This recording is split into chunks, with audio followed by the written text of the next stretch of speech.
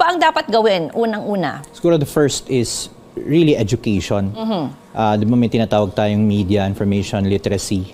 Kasama na dapat ang AI doon. Unfortunately, right now, wala pang ganun. And dalawang levels of education yan. Yung one for everyone, parang just explaining ano ba to, ano ba yung mga dangers. And then you need also experts. Kulang tayo sa eksperto, sa AI, sa cyber. The second is enforcement. Like in your case, saan ka tatakbo? Is it the Privacy Commission? Is it PNP?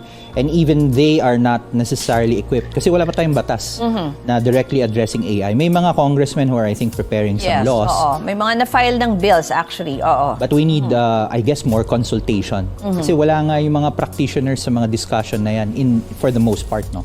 The third, I think, is really we have to have a good sense of... Balikan ko lang yung sinasabing enforcement. In cases like this, ano to?